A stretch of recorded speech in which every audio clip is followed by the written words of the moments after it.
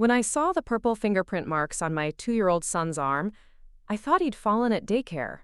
When I discovered my own sister had been secretly tormenting him during family visits, pinching him hard enough to leave bruises whenever he cried or made noise, I felt my world collapse. But when my FBI agent husband came home that night and saw what she'd done to our child, Vanessa learned that hurting a federal agent's family comes with consequences she never saw coming. Before we jump back in, tell us where you're tuning in from, and if this story touches you, make sure you're subscribed, because tomorrow, I've saved something extra special for you. My name is Natalie Brooks, and this is the story of how I went from trusting my sister with my precious son to watching her get arrested at our own kitchen table. The spring air in Austin was warm and sweet that Saturday morning when I dropped Tyler off at my sister Vanessa's apartment for what I thought would be a peaceful few hours of bonding time between aunt and nephew. Tyler had just turned 2 the month before, all chubby cheeks and infectious giggles, the kind of toddler who could charm anyone with his bright blue eyes and the way he clapped his hands when he was happy. Vanessa had been asking to spend more one-on-one time with him, claiming she wanted to be the cool aunt who spoiled him rotten. I should have trusted my instincts that morning when Tyler clung to my leg as I tried to leave, his little fingers gripping my jeans with unusual desperation. But Vanessa laughed it off, scooping him up with practiced ease and bouncing him until he giggled. She had always been good with kids, or so I thought. Growing up, she was the one who babysat all the neighbor children, the one who volunteered at Vacation Bible School, the one our parents praised for her natural maternal instincts. Marcus was working a case that weekend, something involving financial fraud that had him buried in paperwork at the FBI field office downtown. We'd been married for 3 years, and I'd grown accustomed to his demanding schedule, the way cases could consume him for days at a time. He specialized in white-collar crime, tracking down elaborate schemes that stole millions from unsuspecting victims. I respected his dedication, even when it meant I handled most of Tyler's care during busy periods. That morning, I had planned to use my free time to grocery shop and maybe grab coffee with my best friend Claire. Simple pleasures that had become rare since becoming a mother.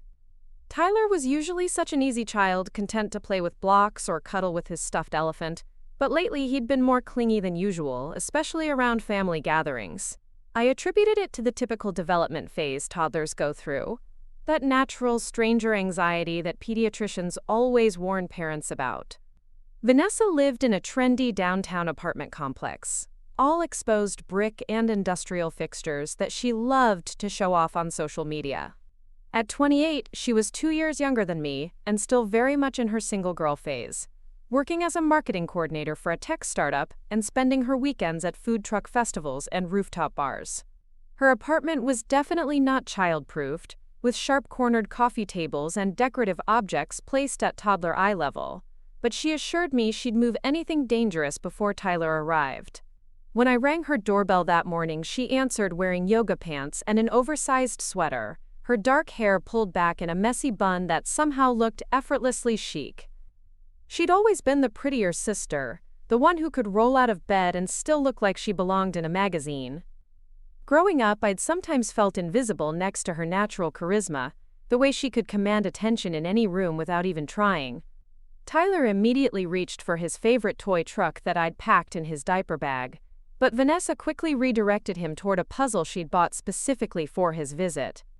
She seemed unusually focused on keeping him engaged, almost hyper-vigilant about his every movement. At the time, I thought she was just being a conscientious aunt, making sure he stayed entertained and safe in her non-child-proofed space. I stayed for about 20 minutes, watching them play together on her living room floor. Tyler seemed comfortable enough, though he kept glancing back at me as if making sure I wasn't going to disappear. Vanessa had spread out a blanket and arranged several toys in neat rows, creating what looked like a perfect play area. She took photos of Tyler with her phone, cooing over how handsome he was and how much he'd grown since their last visit. But there was something in her demeanor that felt slightly off, a tension I couldn't quite identify. When Tyler knocked over a stack of blocks and made his typical excited squealing sound, I noticed Vanessa's jaw tighten almost imperceptibly. She quickly rebuilt the stack and guided his hands more firmly than necessary, her voice maintaining its cheerful tone even as her grip on his wrists seemed a little too controlling. I pushed the observation aside, telling myself I was being an overprotective mother, seeing problems where none existed. Vanessa had never shown anything but love and patience with Tyler during family gatherings. She brought him thoughtful gifts, remembered his favorite foods, and always volunteered to help with diaper changes or feeding time during holidays. When I finally kissed Tyler goodbye and headed for the door, he started to fuss, reaching his arms toward me with that heartbreaking toddler desperation that always made me want to scoop him up and never let go. Vanessa assured me he'd be fine once I left, that children always adjusted quickly once the parent was out of sight. She had a point. Tyler had never had separation anxiety at daycare, and he'd spent overnight visits with my parents without any issues.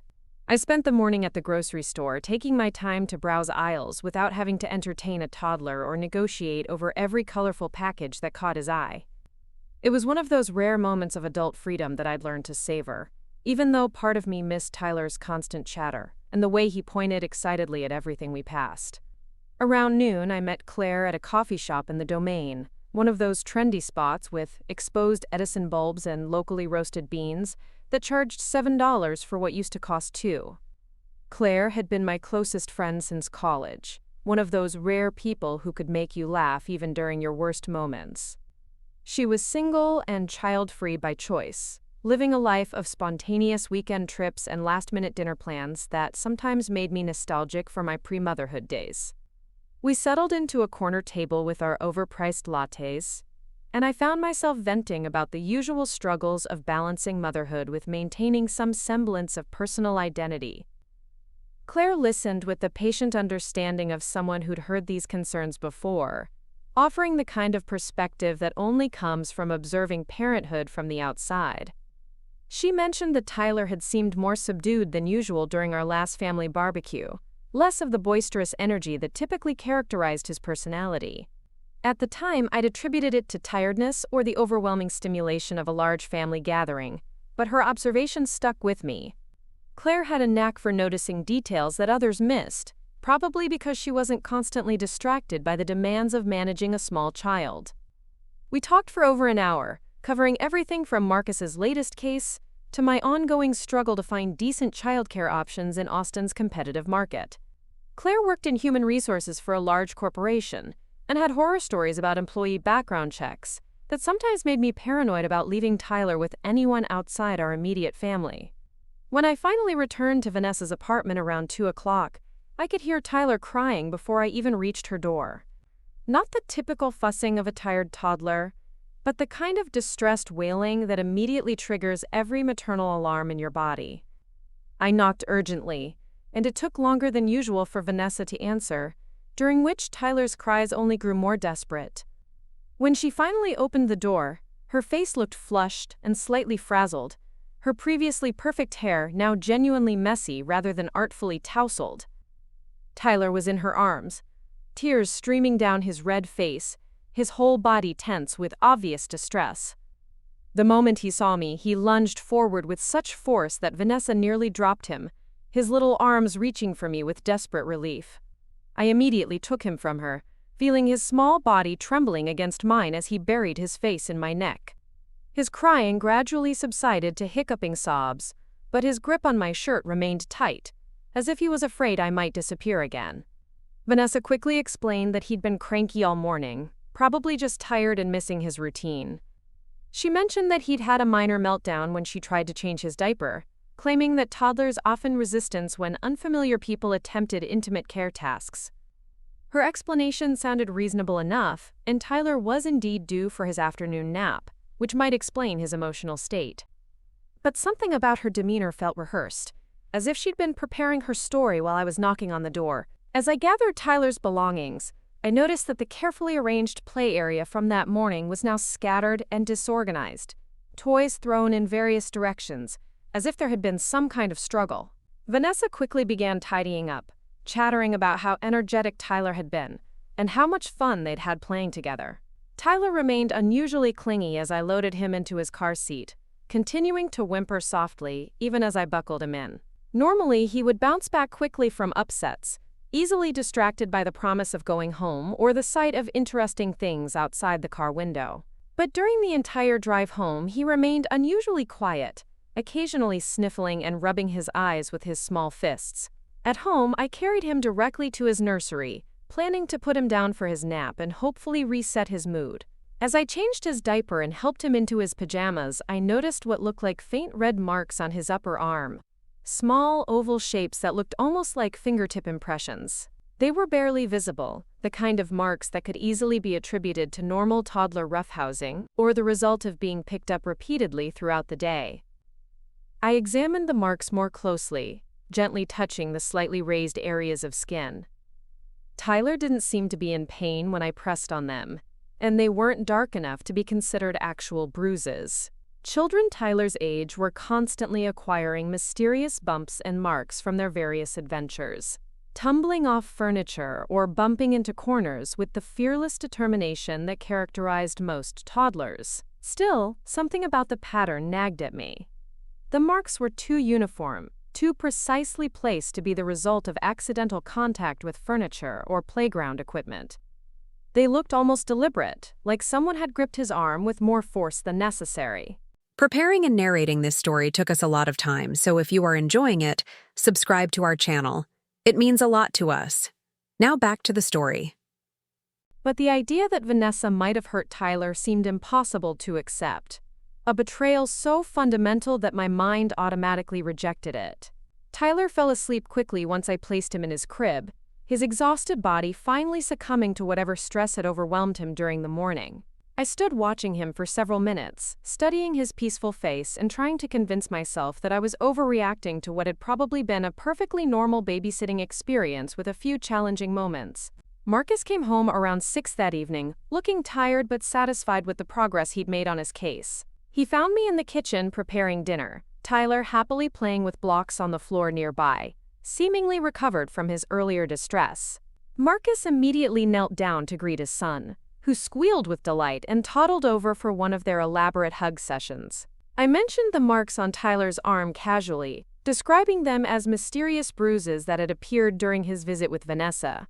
Marcus examined them with the methodical attention he brought to all potential evidence, his FBI training making him naturally observant about details that others might dismiss. He agreed that the pattern looked unusual but suggested that toddlers were remarkably skilled at injuring themselves in creative ways. We decided to keep an eye on the marks and see how they developed over the next few days. If they darkened, or if Tyler showed any signs of pain or discomfort, we would call his pediatrician for guidance. Marcus had investigated enough domestic violence cases to know the warning signs of physical abuse, but he also understood that children Tyler's age were constantly acquiring bumps and bruises through normal childhood exploration. That night, Tyler slept fitfully, waking up several times with what seemed like mild nightmares. Each time I went to comfort him, he would cling to me with unusual intensity, as if he was afraid to let me go. I attributed his restlessness to the disruption in his routine and the overstimulation from spending the morning in an unfamiliar environment. But as I lay in bed, listening to his soft breathing through the baby monitor, I couldn't shake the feeling that something significant had happened during those few hours at Vanessa's apartment. The marks on his arm seemed to glow in the darkness, demanding attention and answers that I wasn't ready to confront. Over the next few days, the marks on Tyler's arm gradually darkened from faint red impressions to unmistakable purple bruises. The pattern became more defined, clearly showing the outline of adult fingertips pressed deep enough into his soft skin to leave lasting evidence.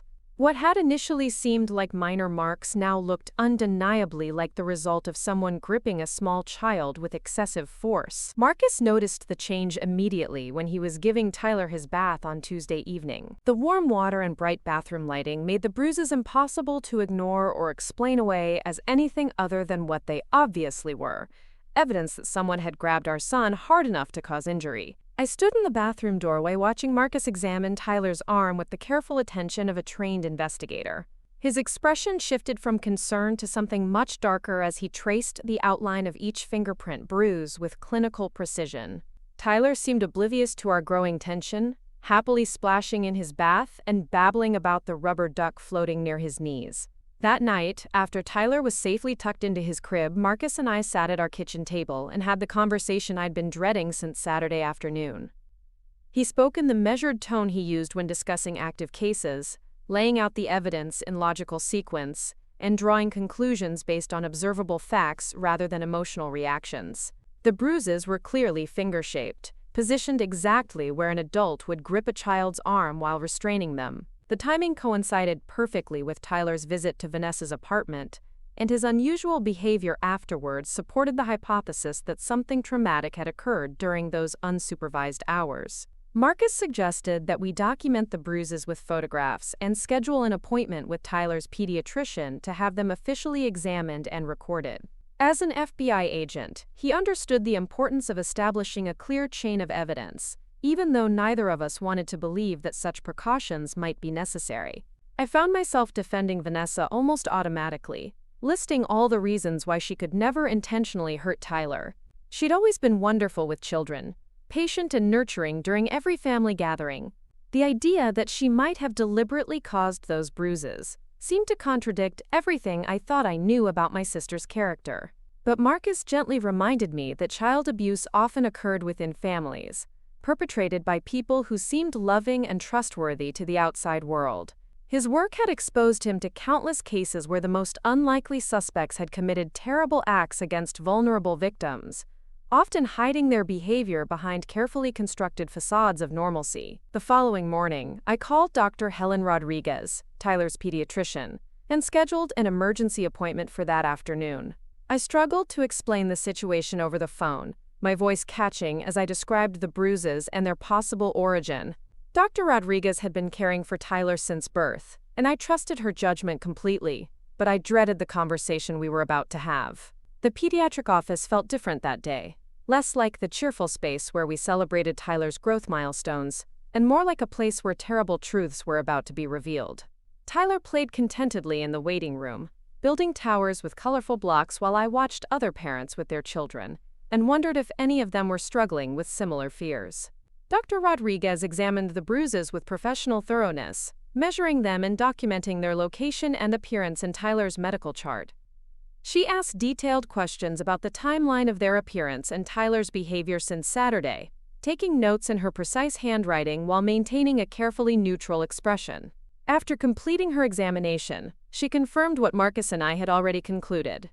The bruises were consistent with someone gripping Tyler's arm with significant force. The pattern and depth suggested that the pressure had been applied deliberately rather than accidentally, and the location indicated that an adult had restrained him while he was likely trying to pull away.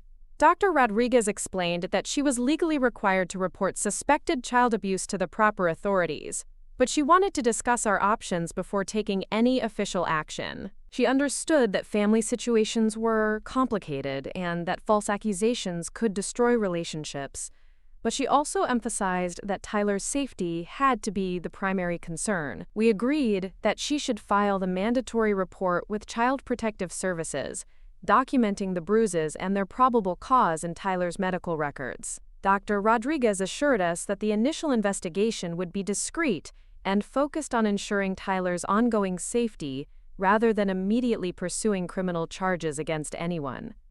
Driving home from the appointment, I felt as if I was living in someone else's nightmare. The sister I'd trusted with my most precious possession had apparently violated that trust in the most fundamental way possible. The purple fingerprint bruises on Tyler's arm were undeniable evidence that Vanessa had hurt him, but I still couldn't understand why or how the situation had escalated to physical violence. That evening, Marcus and I developed a careful plan for confronting Vanessa about what had happened.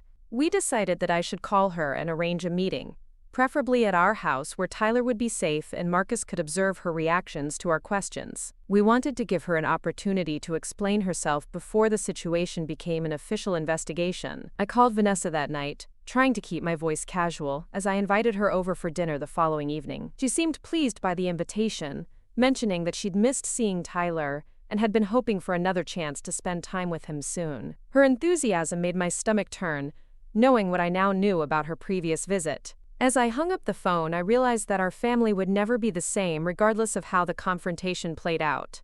Either Vanessa would have a reasonable explanation for the bruises, which seemed increasingly unlikely, or she would be forced to admit that she'd deliberately hurt my child. Neither option offered any hope for maintaining the close relationship we'd always shared. Marcus spent the rest of the evening preparing for the conversation, reviewing interrogation techniques and discussing the best approaches for extracting truthful information from someone who might be inclined to lie or deflect responsibility. His professional experience had taught him that people often revealed more through their nonverbal reactions than their actual words. I found myself dreading the dinner more than any conversation I'd ever had to have.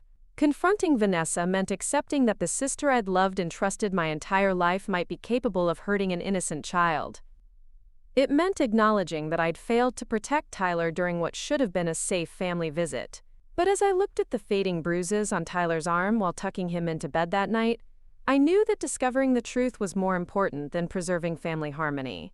My son's safety would always come before my sister's feelings, regardless of how much the confrontation might hurt both of us. The next day felt like the longest 24 hours of my life, each minute stretching toward the evening appointment that would either clear Vanessa's name or confirm our worst fears about what she'd done to Tyler. I spent the day alternating between hoping we were wrong about everything and preparing myself for the possibility that my sister had deliberately harmed my child. Marcus came home early from work, claiming he needed time to prepare for what he called the most important interview of his career. We both understood that the next few hours would determine not only Tyler's future safety, but also the fate of our extended family relationships. Once certain words were spoken and certain accusations were made, there would be no returning to the innocent trust that had characterized our family dynamics. As 6 o'clock approached and I began preparing dinner, I realized that I was about to discover whether the person I'd shared a childhood with, the sister I'd trusted with my son's care, was someone I'd ever really known at all. Vanessa arrived at our house Thursday evening carrying a bottle of wine and wearing the kind of bright smile that now seemed forced and calculated. She swept into our living room with her usual confidence, immediately asking about Tyler and expressing disappointment that he was already asleep upstairs.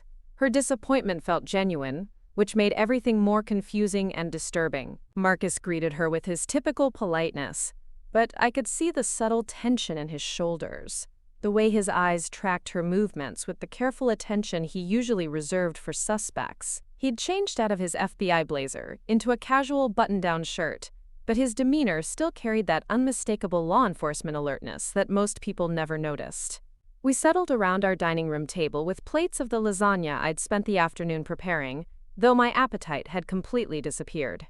Vanessa chatted easily about her work, describing a new marketing campaign for a local restaurant chain and complaining about her demanding boss with the kind of casual familiarity that belonged to normal family dinners. For 20 minutes, we maintained the pretense of a regular evening together, discussing everything except the reason we'd actually invited her over. Vanessa seemed relaxed and unsuspecting, occasionally glancing toward the stairs as if hoping Tyler might wake up and join us. Her behavior showed no signs of guilt or awareness that we suspected anything unusual about her last visit with him. Marcus finally steered the conversation towards Saturday afternoon, asking Vanessa to tell us more about how her time with Tyler had gone. He used the kind of open-ended question technique I'd heard him describe from interrogations, giving her space to volunteer information without feeling pressured or defensive. Vanessa launched into a detailed account of their morning together, describing the games they'd played and the snacks she'd prepared for him. She mentioned that Tyler had been slightly fussier than usual, possibly because he was missing his normal routine or feeling overwhelmed by being in an unfamiliar environment. She painted a picture of a completely normal babysitting experience, with minor challenges that any caregiver might encounter when watching an active toddler. According to her version of events, Tyler had been cooperative and sweet most of the time, with only brief moments of typical 2-year-old resistance to things like diaper changes and transitions between activities. But as she continued talking, I began noticing small inconsistencies in her story. She mentioned reading Tyler several books, but when I asked which ones, she couldn't remember the titles of any stories from the bag I'd packed. She described feeding him lunch, but the containers I'd sent had been returned completely untouched, still sealed with the same snap-on lids I'd used that morning. Marcus picked up on these discrepancies immediately, asking follow-up questions that seemed casual but were designed to expose the gaps in her narrative. When Vanessa claimed that Tyler had taken a long nap in her bedroom, Marcus wondered aloud about the timing, since Tyler had been wide awake and agitated when I picked him up at 2 o'clock. I watched my sister's face carefully as Marcus continued his gentle questioning, looking for signs of the person who might have deliberately hurt my child. But Vanessa maintained her composure perfectly, adjusting her story smoothly to account for any inconsistencies and offering reasonable explanations for the timeline confusion. She suggested that Tyler might have been overtired from fighting his nap, which would explain why he'd been so emotional when I arrived. She acknowledged that managing a toddler was more challenging than she'd expected, especially one who was used to a very structured routine and familiar surroundings. The conversation continued for another hour, with Marcus gradually increasing the pressure of his questions while maintaining the appearance of normal family concern. He asked about specific incidents, requested clarification on timeline details, and probed for information about Tyler's behavior throughout the day. Vanessa handled each question smoothly, never showing signs of defensiveness or anxiety that might indicate deception. She seemed genuinely puzzled by our intense interest in what she clearly considered a routine babysitting experience, occasionally laughing about our overprotective parenting instincts. But when Marcus finally asked directly about the bruises on Tyler's arm, something shifted in Vanessa's expression. The change was subtle, barely perceptible, but I caught the brief flash of what looked like panic before she regained control of her features. She denied any knowledge of how Tyler might have acquired bruises, suggesting that he could have bumped into furniture at her apartment or gotten the marks during normal play activities. Her voice remained steady, but I noticed that she avoided making direct eye contact with either of us while discussing the injuries. Marcus pressed further, describing the specific pattern of the bruises and their location on Tyler's arm. He explained that they appeared to be finger-shaped impressions, consistent with someone gripping a small child with significant force. His tone remained conversational, but the implication was unmistakable.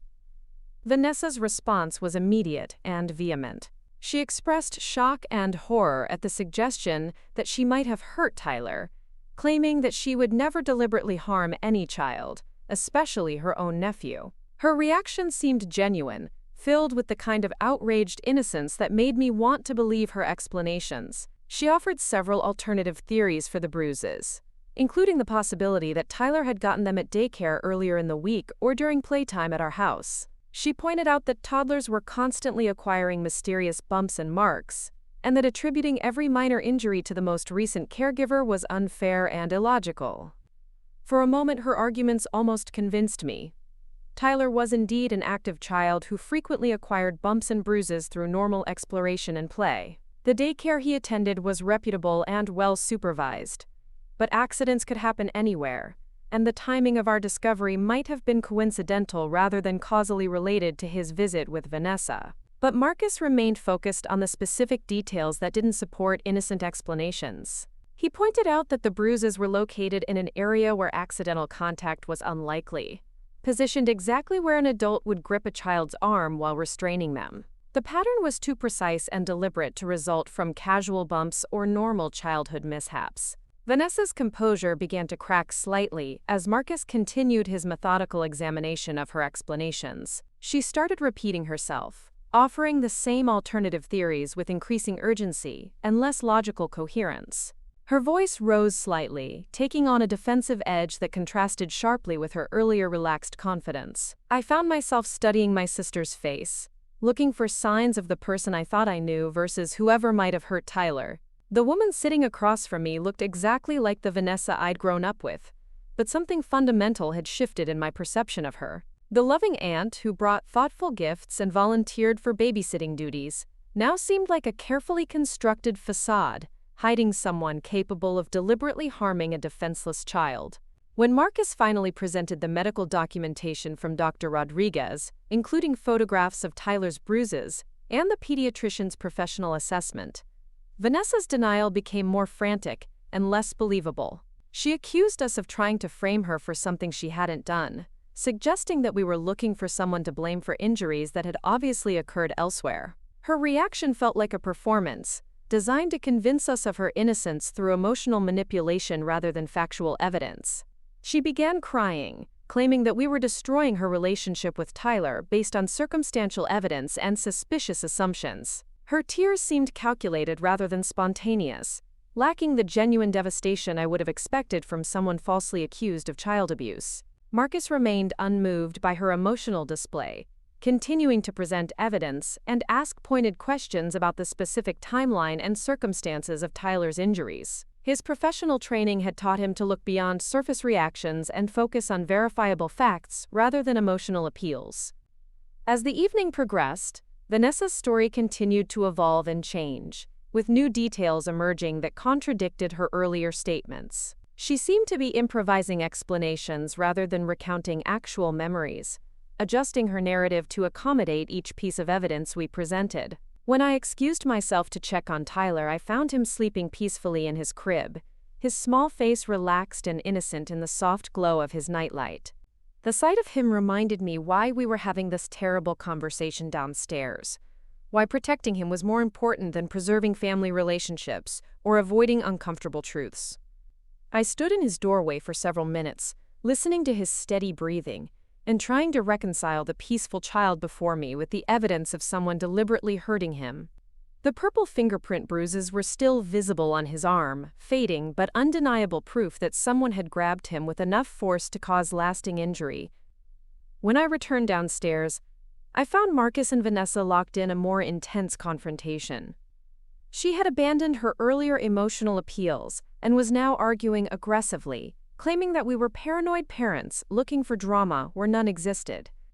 Her tone had become harsh and defensive, lacking any of the warmth and concern I would have expected from someone genuinely worried about Tyler's welfare. Marcus was asking about her specific interactions with Tyler during moments when he might have been crying or fussy, trying to understand what could have triggered someone to resort to physical restraint. Vanessa's answers became increasingly evasive, focusing on general statements about child behavior rather than specific details about Saturday afternoon. She began attacking our parenting instead, suggesting that Tyler was spoiled and undisciplined, prone to tantrums, and difficult behavior that would challenge any caregiver. Her criticism of our son felt like a revelation, exposing attitudes and resentments that she had apparently been hiding behind her facade of devoted aunt.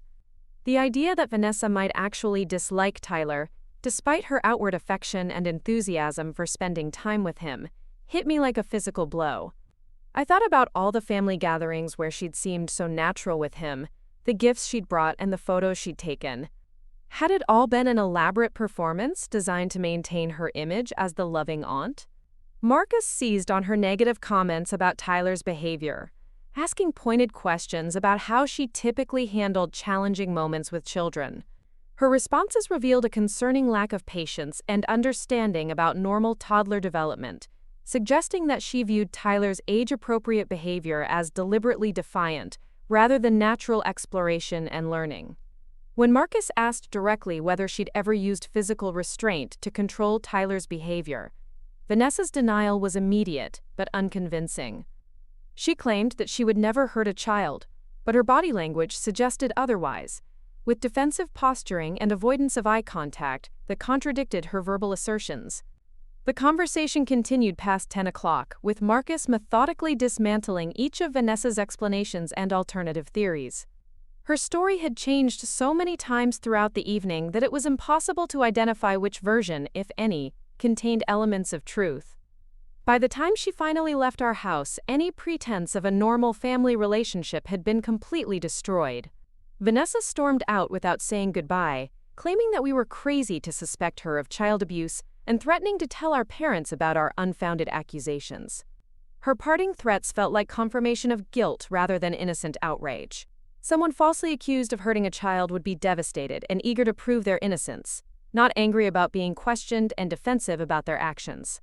Marcus and I spent the rest of the evening processing what we'd learned from the confrontation. While Vanessa had never explicitly admitted to hurting Tyler, her changing story and defensive reactions had created more questions than answers. The evidence strongly suggested that she'd been deceptive about the events of Saturday afternoon. That night, I lay awake replaying every family interaction I could remember between Vanessa and Tyler, looking for signs I might have missed of her true feelings about him. Had there been moments of impatience or irritation that I'd dismissed as normal caregiver frustration? Had her enthusiasm for babysitting been motivated by genuine affection, or some other agenda I'd failed to recognize?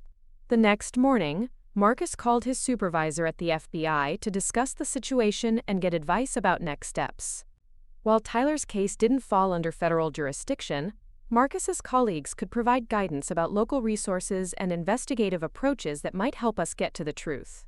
Child Protective Services called that afternoon to schedule a home visit and interview, following up on Dr. Rodriguez's mandatory report. The caseworker, a woman named Jennifer Walsh, explained that their investigation would focus on ensuring Tyler's ongoing safety rather than immediately pursuing criminal charges against anyone. I spent the day before the CPS visit childproofing our house even more thoroughly than usual, removing any potential hazards and organizing Tyler's toys and books in neat arrangements. I wanted to present our home as the safe, nurturing environment it had always been, proof that Tyler was well cared for and protected under normal circumstances. Marcus prepared a detailed timeline of events, including documentation of Tyler's injuries and our conversations with Vanessa. His FBI training had taught him the importance of maintaining accurate records and presenting information in logical, chronological order that would be useful for investigators.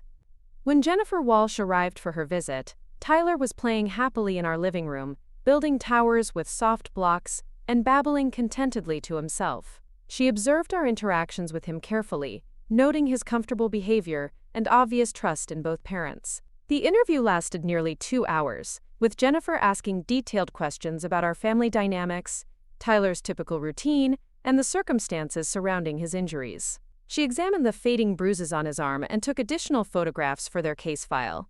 Jennifer's assessment of our family was positive, with no concerns about Tyler's care or safety in our home. She explained that the investigation would now focus on determining exactly what had happened during Tyler's visit with Vanessa and whether additional protective measures were necessary. That evening, Marcus received a call from our local police department. Detective Sarah Kim had been assigned to investigate Tyler's case, and she wanted to schedule interviews with both of us to gather detailed statements about the incident and our subsequent conversation with Vanessa. The reality of criminal investigation felt surreal, transforming what had begun as family babysitting into potential felony charges. I struggled to accept that my sister might face arrest and prosecution for hurting Tyler, even as the evidence continued to support that conclusion. Detective Kim arrived at our house the following morning, a no-nonsense woman in her 40s, with the kind of direct manner that inspired confidence.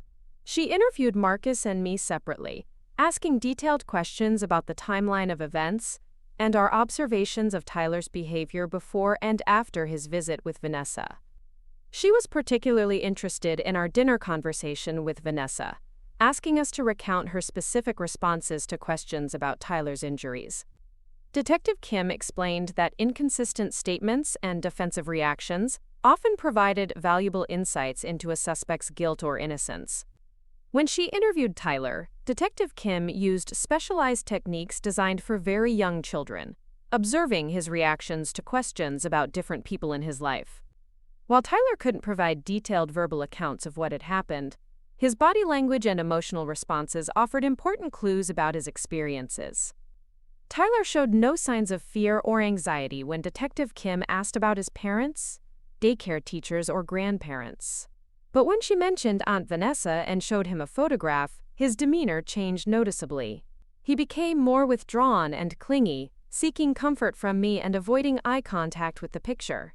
Detective Kim's examination of Tyler's medical records and photographs confirmed what we already knew about the deliberate nature of his injuries. She explained that the pattern and depth of the bruises were consistent with someone gripping a small child with significant force, likely during a moment of frustration or anger.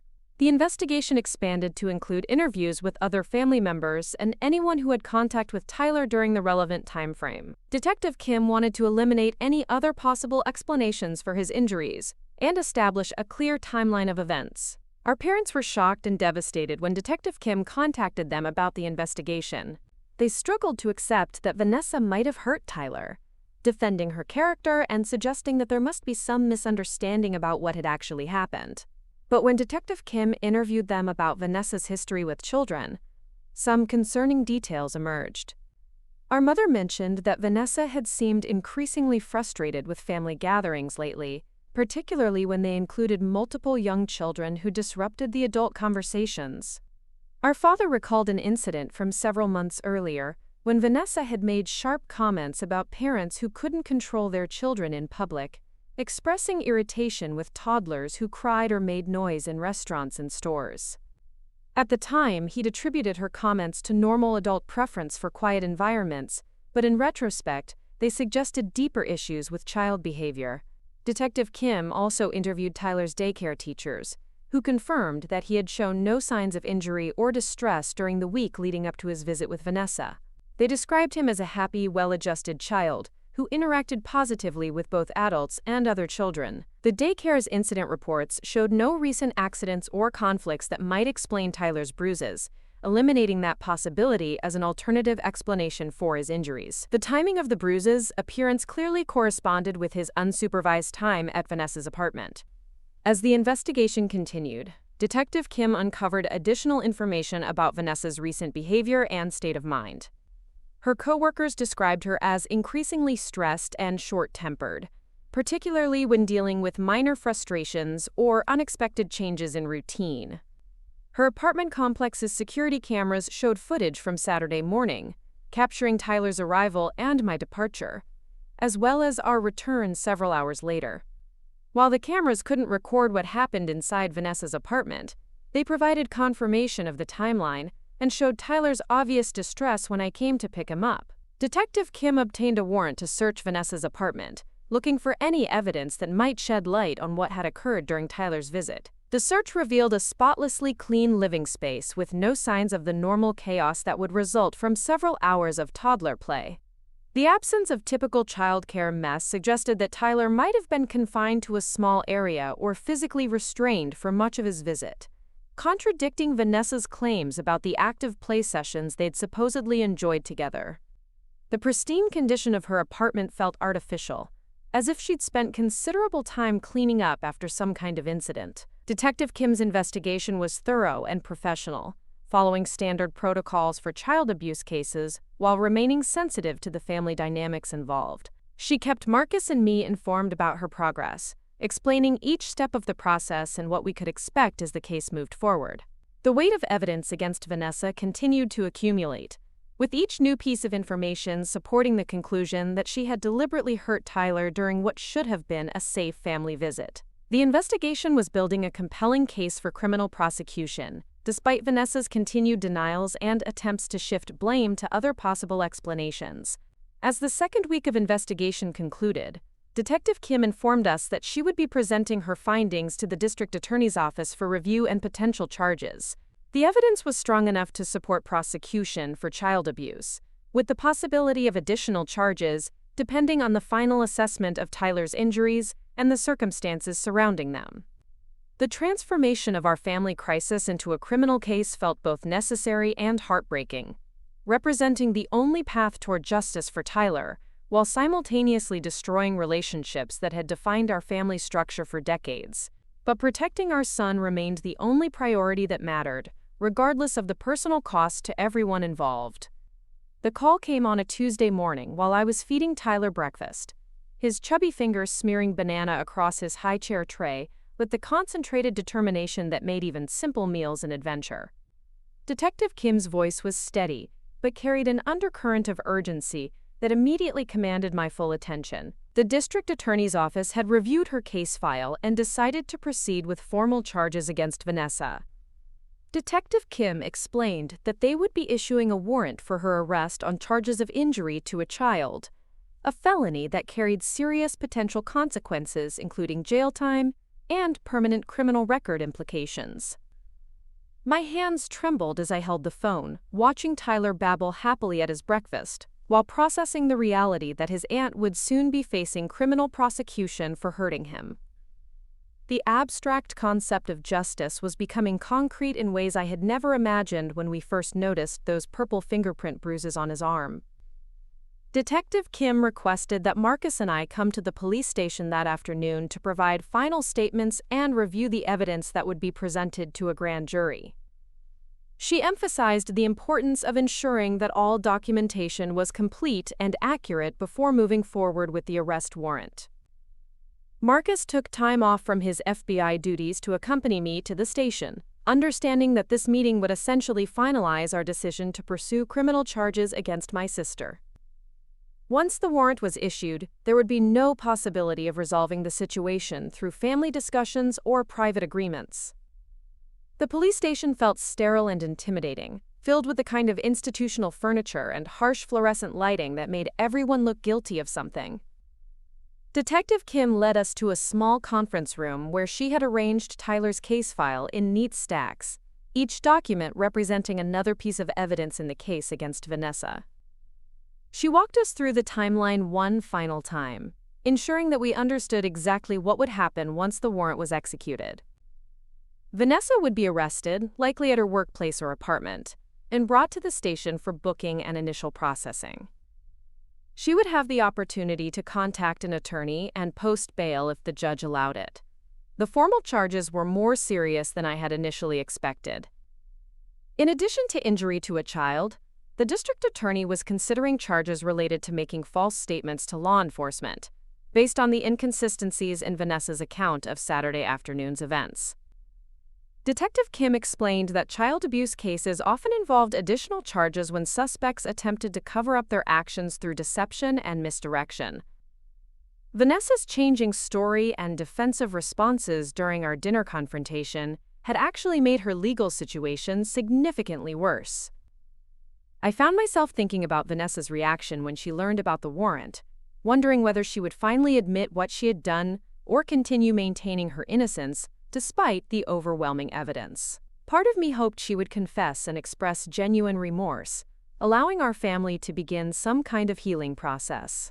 But Marcus reminded me that people who hurt children rarely acknowledge their actions willingly, especially when facing serious criminal consequences. His experience with federal cases had taught him that denial and blame shifting were common responses to being caught in illegal behavior. Detective Kim reviewed the medical evidence one more time, showing us the photographs of Tyler's bruises and Dr. Rodriguez's written assessment of their likely cause. The documentation was thorough and professional, leaving little room for alternative interpretations of how Tyler had acquired his injuries. She also shared some additional information that had emerged during her investigation, including interviews with Vanessa's neighbors who had heard crying and shouting from her apartment on Saturday afternoon. The timeline of these disturbances corresponded exactly with Tyler's visit, providing additional corroboration for our suspicions about what had occurred. One neighbor, an elderly woman named Mrs. Chen who lived directly below Vanessa's unit, had been particularly concerned about the level of distress she heard from what sounded like a very young child. She had considered calling building management but decided against intervening in what she assumed was a normal babysitting situation. Mrs. Chen's testimony would be valuable if the case went to trial, providing independent verification that Tyler had been in significant distress during his time with Vanessa. Her willingness to come forward, despite not wanting to get involved, demonstrated the severity of what she had witnessed. Detective Kim explained the next steps in the legal process, including the likelihood of a grand jury indictment and the potential timeline for bringing the case to trial. She emphasized that child abuse prosecutions could be emotionally challenging for families, requiring them to relive traumatic events through detailed testimony and cross-examination. The possibility of a trial felt overwhelming, forcing me to imagine standing in a courtroom and describing Tyler's injuries while Vanessa sat at the defense table, denying any wrongdoing. The idea of our family drama being played out in such a public forum seemed surreal and devastating.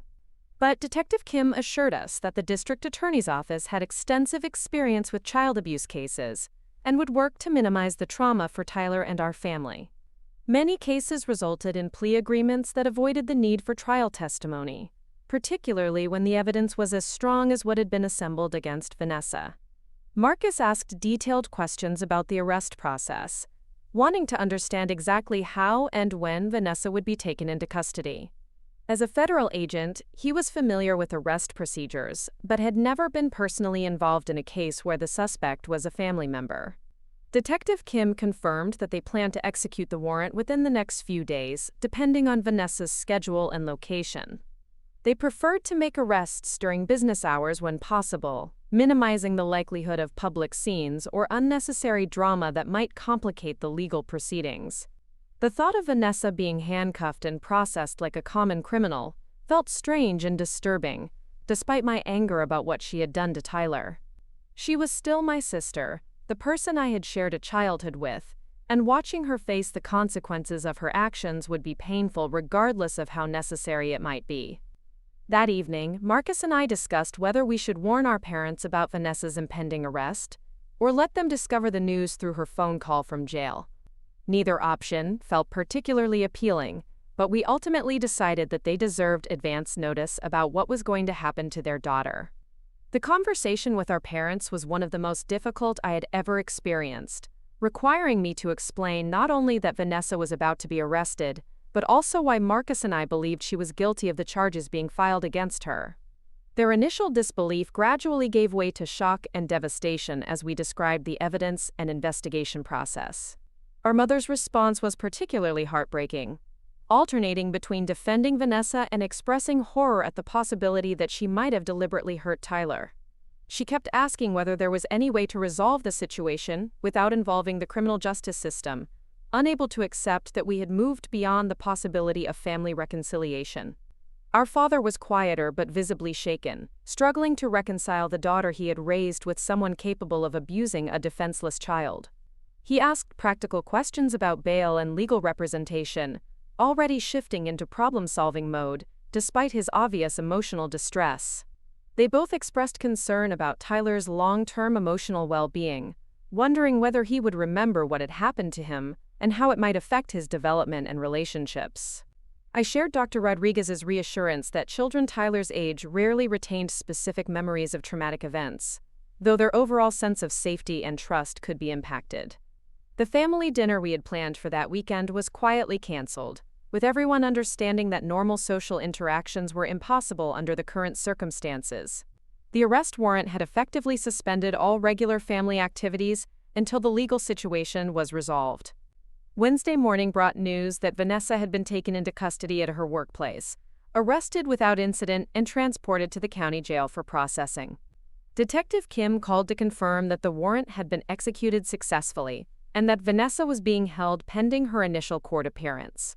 I felt a complex mixture of relief and sadness, knowing that she was finally facing consequences for hurting Tyler, while simultaneously grieving the loss of the relationship I had thought we shared. The sister I had trusted with my son's care was gone, replaced by someone I apparently had never really known.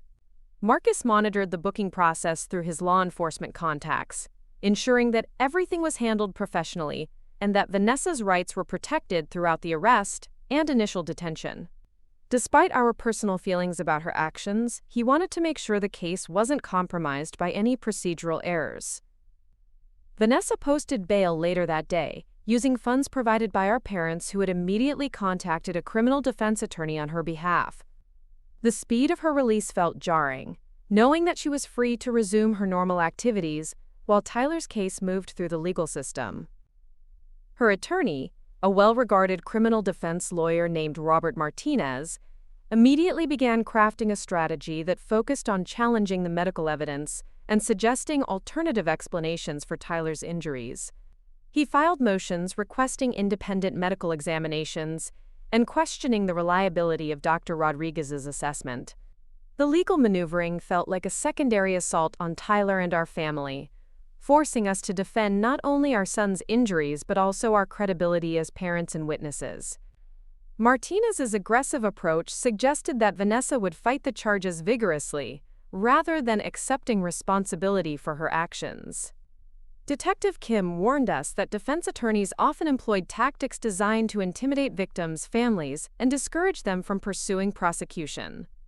She emphasized the importance of maintaining our resolve and not allowing legal pressure to undermine our commitment to seeking justice for Tyler. The preliminary hearing was scheduled for the following month, giving both sides time to prepare their arguments and assemble evidence. Marcus and I would be required to testify about our observations of Tyler's injuries and our conversations with Vanessa about what had happened during his visit. In preparation for court appearances, Detective Kim arranged for us to meet with the prosecutor assigned to Tyler's case. Assistant District Attorney Lisa Chen was a specialist in child abuse prosecutions, with extensive experience handling complex family situations. Ada Chen reviewed our statements and the evidence in detail, asking pointed questions about our interactions with Vanessa and our observations of Tyler's behavior before and after his visit. She seemed confident about the strength of the case, but warned us about the emotional challenges of testifying against a family member. She explained that defense attorneys often tried to create reasonable doubt by attacking the credibility of family witnesses, suggesting that emotional involvement clouded their judgment and made their testimony unreliable. We would need to remain calm and factual during cross-examination, focusing on observable evidence rather than emotional reactions. The weeks leading up to the preliminary hearing were filled with anxiety and preparation, as we balanced Tyler's daily care with the demands of the legal process.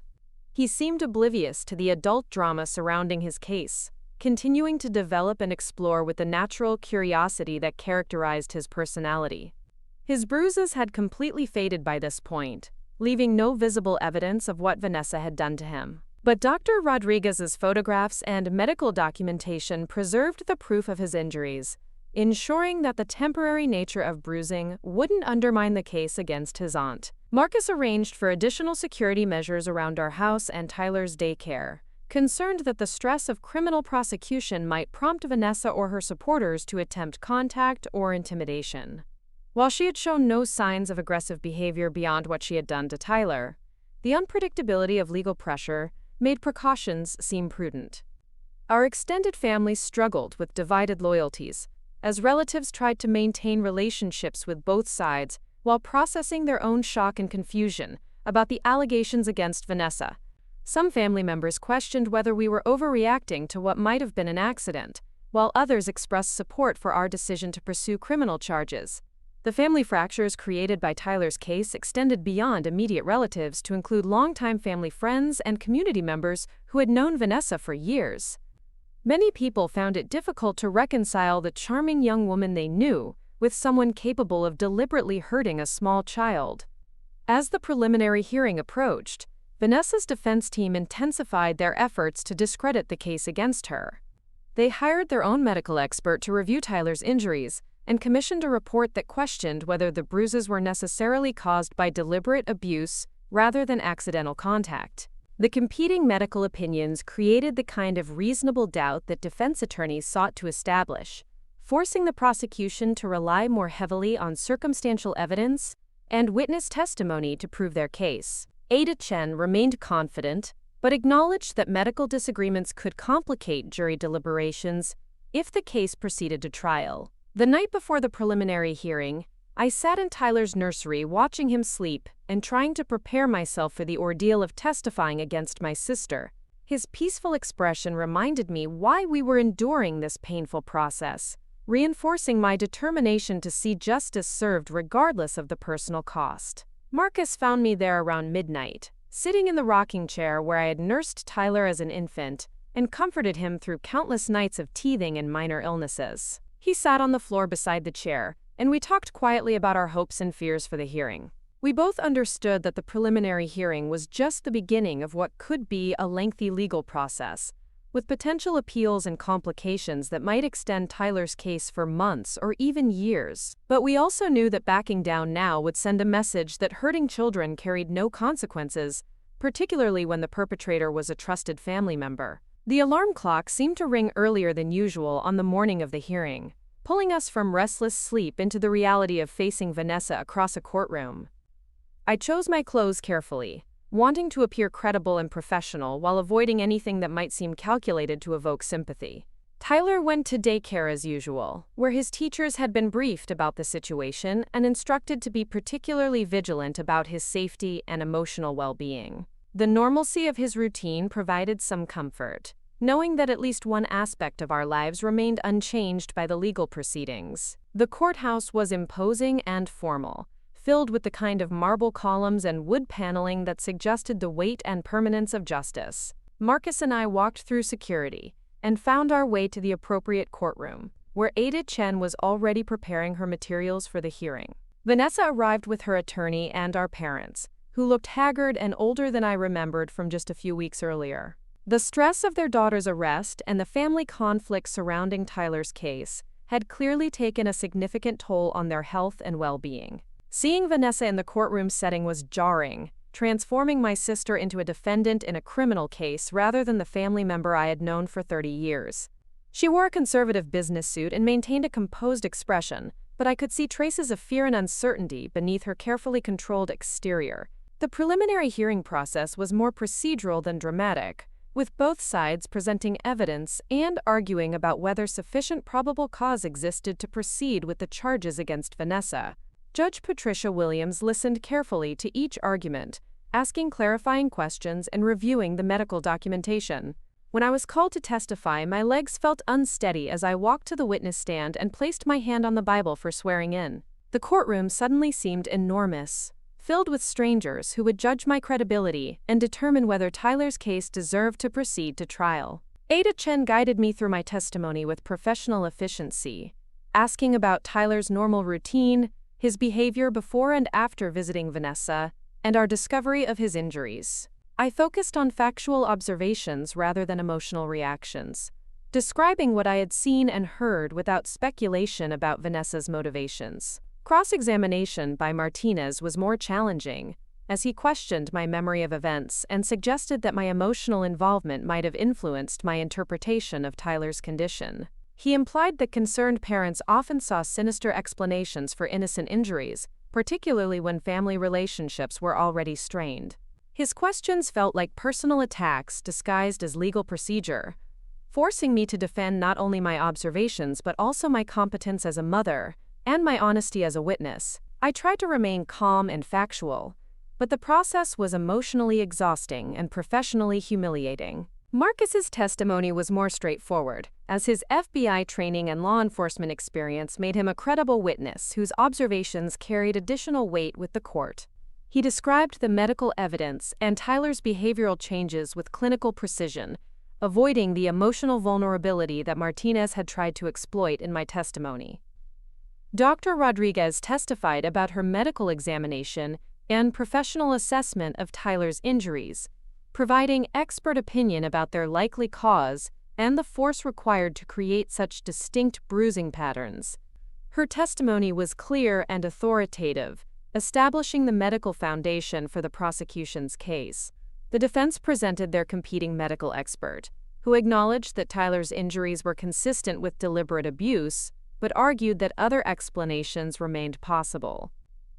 The conflicting medical opinions created exactly the kind of reasonable doubt that Martinez sought to establish for potential jury consideration. After hearing all testimony and reviewing the evidence, Judge Williams ruled that sufficient probable cause existed to proceed with the charges against Vanessa. The case would move forward to grand jury consideration and potential trial, representing a significant victory for the prosecution, despite the challenges that lay ahead. Vanessa's reaction to the ruling was subdued, showing little emotion as Martinez explained the next steps in the legal process. Our parents looked devastated but unsurprised, having probably anticipated this outcome based on the strength of the evidence presented during the hearing. As we left the courthouse that afternoon, I felt a mixture of relief and apprehension about what we had set in motion. Tyler's case was now officially part of the criminal justice system, with all the complexities and uncertainties that such proceedings entailed.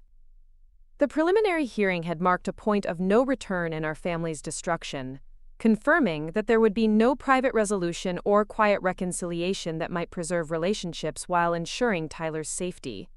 Justice for our son would come at the cost of everything we had once considered normal family life. But as I picked Tyler up from daycare that evening and watched him run excitedly toward me with his arms outstretched, I knew that protecting him was worth any personal sacrifice or family disruption. His innocent smile and trusting embrace reminded me that some things were more important than maintaining comfortable relationships with people who posed threats to defenseless children. The grand jury convened on a humid Thursday morning in late July, 6 weeks after the preliminary hearing that had officially launched the criminal prosecution against Vanessa. The Travis County Courthouse buzzed with its usual collection of lawyers, defendants, and family members, navigating the complex machinery of justice. But for us, this day represented the culmination of months of investigation and emotional turmoil. Ada Chen had prepared us for the grand jury process, explaining that we wouldn't be present for their deliberations, but that our testimony and evidence would be presented by the prosecution team. The 23 citizens would review all documentation, hear witness statements, and determine whether sufficient evidence existed to formally indict Vanessa on the felony charges of injury to a child. Marcus paced our kitchen that morning while Tyler played contentedly with his toy cars, oblivious to the adult drama that continued to swirl around his case. The normalcy of our son's routine provided a stark contrast to the weight of the legal proceedings that would determine his aunt's fate and our family's future. Dr. Rodriguez had been scheduled to testify before the grand jury, presenting her medical findings and professional opinion about Tyler's injuries to the panel of citizens who would decide whether the evidence warranted a trial. Her testimony would be crucial in establishing the medical foundation for the prosecution's case. The waiting felt interminable, with each hour stretching toward the moment when we would learn whether the grand jury believed Vanessa should face trial for what she had done to Tyler. Marcus tried to distract himself with work emails, but I could see the tension in his shoulders and the way his jaw clenched whenever his phone remained silent. Around 3 o'clock, ADHN called with news that the grand jury had voted to indict Vanessa on all charges, including the primary count of injury to a child and the secondary charge of making false statements to law enforcement. The formal indictment meant that the case would proceed to trial, where a different jury would ultimately determine her guilt or innocence. The relief I felt was immediately complicated by sadness about what the indictment meant for our family's future. Vanessa would now face the full weight of the criminal justice system, with potential consequences that could include significant jail time and permanent criminal record implications that would affect her employment and life opportunities. But Tyler's safety remained the primary consideration, and the grand jury's decision validated our choice to pursue criminal charges, despite the personal cost to family relationships. The citizens who had reviewed the evidence believed that what had happened to our son warranted serious legal consequences. Martinez immediately filed motions challenging various aspects of the prosecution's case, including requests to suppress certain evidence and limit the testimony that could be presented at trial. His aggressive legal strategy suggested that Vanessa would continue fighting the charges rather than considering plea negotiations. The trial was scheduled for October, giving both sides several months to prepare their arguments and assemble their witness lists. Ada Chen warned us that the intervening time would likely include additional legal maneuvering and possibly settlement discussions, though she doubted that Martinez would recommend a plea agreement, given his client's continued insistence on her innocence. August passed in a blur of trial preparation activities, including additional interviews with prosecutors and meetings with victim advocates who specialized in helping families navigate the criminal justice system. Tyler continued his normal toddler development, reaching new milestones and displaying the resilient adaptability that characterized most children his age. His daycare teachers reported no ongoing behavioral issues or signs of trauma from his experience with Vanessa, though they remained vigilant about his emotional well-being and any changes in his typical patterns. Dr. Rodriguez had assured us that children Tyler's age rarely retained specific memories of isolated traumatic events, particularly when their overall environment remained safe and nurturing. September brought renewed media attention to the case as local news outlets picked up the story of the FBI agent whose sister-in-law was facing trial for child abuse. The coverage was generally factual and respectful, but the public nature of our family's crisis felt invasive and uncomfortable. Marcus's colleagues at the FBI were supportive and professional, understanding that his personal situation didn't reflect on his job performance or character. His supervisor had assured him that the Bureau stood behind him completely, and that his family's pursuit of justice for Tyler was admirable rather than problematic. The media coverage prompted several other families to come forward with their own stories of suspected abuse by trusted relatives, highlighting the broader societal issues surrounding child protection and family dynamics. Ada Chen mentioned that such cases were unfortunately common, though they rarely received public attention unless they involved prominent families or unusual circumstances. As October approached, the reality of testifying at trial became more immediate and anxiety-provoking. Ada Chen arranged for us to visit the courtroom where the trial would take place, familiarizing us with the physical layout and procedures to reduce stress during actual testimony. The courtroom was larger and more formal than the one used for the preliminary hearing, with elevated judges' bench and witness stand that made the proceedings feel more intimidating. Ada Chen explained the jury selection process and what we could expect during opening statements, witness testimony, and closing arguments. Jury selection began on a crisp Monday morning in mid-October, with potential jurors being questioned about their backgrounds, experiences with children, and ability to remain impartial in a case involving family members. The process took 2 full days, as both attorneys worked to identify jurors who could fairly evaluate the evidence without being swayed by emotional reactions to the charges. Marcus and I observed the jury selection from the gallery, studying the faces of citizens who would ultimately decide Vanessa's fate and determine whether justice would be served for Tyler. The diverse group included parents and non-parents, young adults and retirees, people from various professional backgrounds who brought different perspectives to their jury service. Opening statements began Wednesday morning, with Ada Chen presenting a clear and methodical outline of the prosecution's case against Vanessa. She described Tyler's injuries, the medical evidence supporting deliberate abuse, and the timeline of events that pointed to Vanessa as the only possible perpetrator. Chen's presentation was professional and factual, avoiding emotional appeals while systematically laying out the evidence that supported the charges.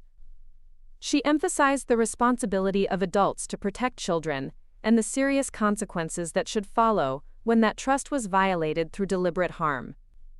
Martinez's opening statement focused on creating reasonable doubt about the prosecution's interpretation of Tyler's injuries and the circumstances surrounding his visit with Vanessa.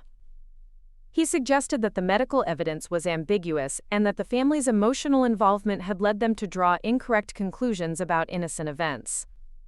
The defense strategy appeared to center on portraying Vanessa as a loving aunt who had been falsely accused by overly protective parents looking for someone to blame for their child's unexplained injuries. Martinez emphasized her clean record and positive reputation with other children, suggesting that the charges were inconsistent with her established character.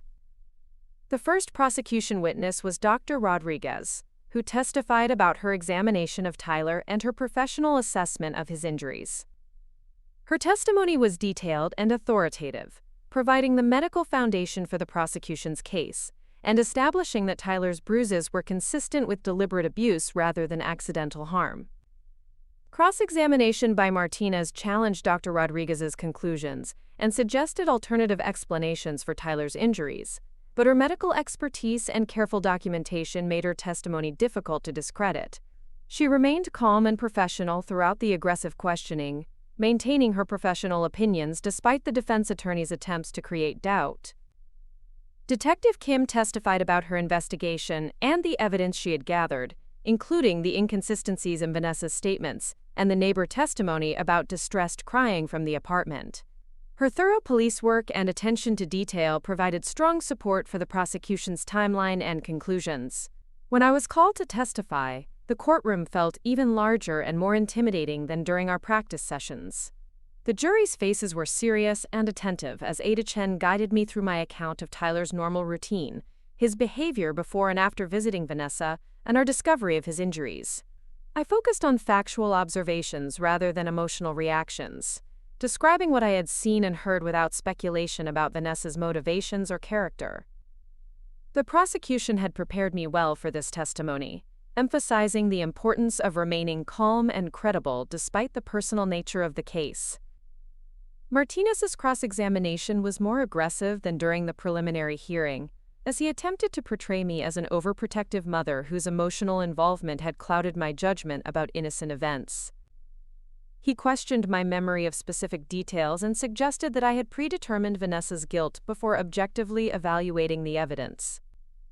His questions felt personally attacking, forcing me to defend not only my observations but also my competence as a parent and my honesty as a witness.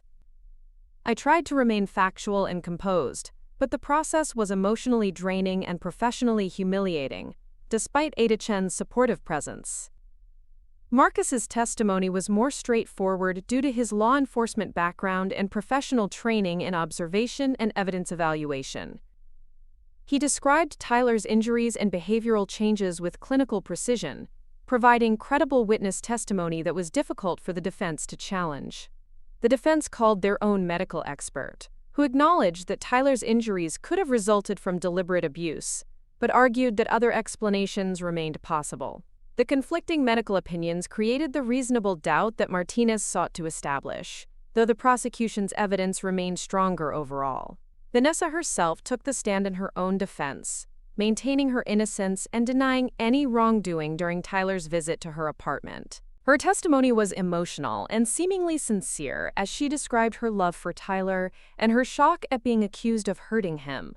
She acknowledged that Tyler had been fussy during parts of his visit, but denied using excessive force or losing her temper with him. Her explanations for the inconsistencies in her earlier statements focused on the stress of being accused and the confusion of trying to remember specific details from what she claimed had been a normal babysitting experience. Cross-examination by Ada Chen was methodical and devastating, as the prosecutor systematically exposed the contradictions in Vanessa's various accounts of Saturday afternoon's events. Chen highlighted the changing details and defensive responses that suggested deception rather than honest confusion about traumatic accusations. The prosecution's rebuttal case included testimony from Mrs. Chen, the neighbor who had heard distressed crying from Vanessa's apartment during Tyler's visit. Her account provided independent corroboration for the timeline and supported the conclusion that Tyler had been in significant distress during his time with his aunt. Closing arguments began on Friday afternoon, with Ada Chen summarizing the evidence and emphasizing the prosecution's burden to prove guilt beyond reasonable doubt. She methodically reviewed the medical evidence, witness testimony, and investigative findings that all pointed toward Vanessa's guilt. Chen's closing was powerful and persuasive, emphasizing the vulnerability of children and the serious responsibility that adults bore to protect them from harm. She urged the jury to focus on the evidence rather than emotional sympathy for the defendant, reminding them that justice for Tyler required accountability for those who hurt him. Martinez's closing argument focused on reasonable doubt and the possibility that the prosecution had rushed to judgment without considering alternative explanations for Tyler's injuries. He portrayed Vanessa as a scapegoat for concerned parents who needed someone to blame for their child's unexplained condition. The defense closing emphasized Vanessa's previously unblemished record and positive reputation, suggesting that the charges were inconsistent with her established character and relationships with other children. Martinez urged the jury to consider whether the evidence truly supported such serious accusations against someone with no history of violent behavior. Jury deliberations began Monday morning, with the 12 citizens retiring to consider all evidence and testimony presented during the week-long trial. The waiting period was agonizing, as we tried to maintain normal routines while knowing that Tyler's case was being decided in the deliberation room. Marcus arranged to work from home during the deliberation period, wanting to be immediately available when the verdict was announced. Tyler continued his normal daycare routine, where his teachers maintained extra vigilance about his safety and emotional well-being during this stressful time. The first day of deliberations passed without any communication from the jury, which Ada Chen explained was normal for complex cases involving medical evidence and family testimony. She remained confident about the prosecution's case but acknowledged that jury decisions were always unpredictable regardless of evidence strength. Tuesday brought a note from the jury requesting clarification about the legal standards for the charges against Vanessa, indicating that they were seriously considering the evidence and working through the complex legal issues involved in the case. Judge Williams provided additional instructions about burden of proof and reasonable doubt standards. Wednesday morning brought the call we had been waiting for, as the court clerk notified Ada Chen that the jury had reached a verdict and would announce their decision at 2 o'clock that afternoon. The timing felt both too soon and too late, representing the culmination of months of investigation and legal proceedings. Marcus and I arrived at the courthouse early, wanting to secure seats and prepare ourselves emotionally for whatever verdict the jury had reached. The courtroom gradually filled with family members, reporters, and observers who had followed the case through its various stages. Vanessa entered with Martinez and our parents, who looked haggard and anxious as they prepared to learn their daughter's fate. The family tensions that had developed during the investigation and trial were evident in the careful distances we maintained from each other in the courtroom gallery. When Judge Williams called the court to order and asked the jury foreman to announce their verdict, the courtroom fell completely silent, except for the sound of rustling papers and nervous breathing. The moment felt suspended in time as we waited to learn whether justice would be served for Tyler.